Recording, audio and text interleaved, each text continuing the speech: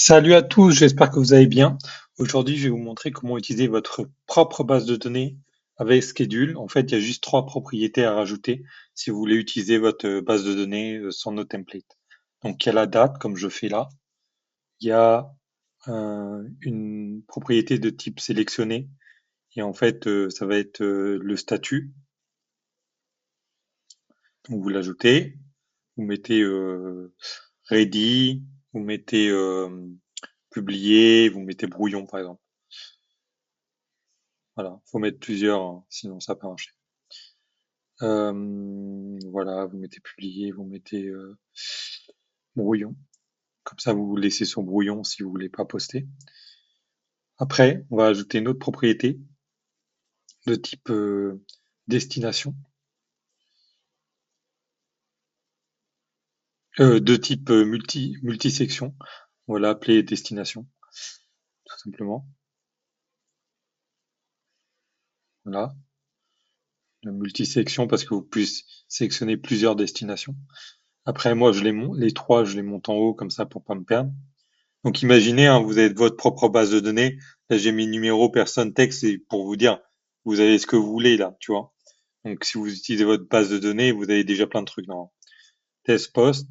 Et aussi après, on verra, mais donc là, vous ajoutez un calendrier, vous mettez le nom, faites continuer. Et là, vous faites, j'ai déjà ma propre base de données. Moi là, j'ai déjà donné les accès, mais vous devrez appuyer sur tu n'as pas trouvé ta base de données pour lui donner accès. Mais moi, elle est déjà là parce que j'ai déjà utilisé avant. Voilà, là vous allez voir, vous avez destination, vous choisissez destination, pas statut, date, statut, ready, publier. Bien sûr, vous mettez ce que vous voulez, hein. Là, c'est un exemple.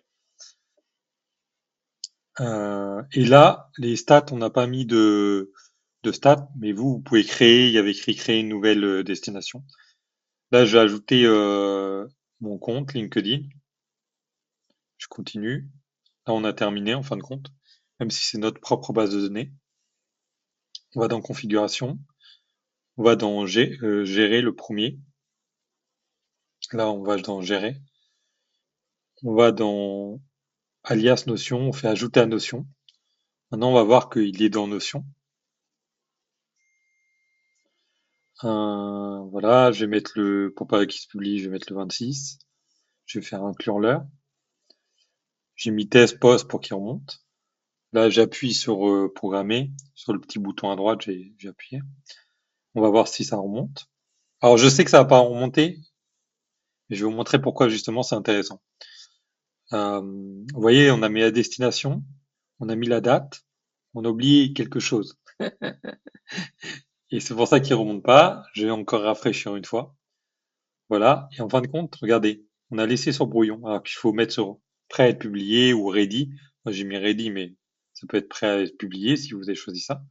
Et là, par contre, il va bien remonter. Et c'est tout simple en fin de compte, hein. Vous pouvez utiliser vos propres bases de données. Nous, on le déconseille plutôt pour les débutants, tu vois, pour pas qu'ils se perdent, mais c'est très bien. Ciao! Bonne journée!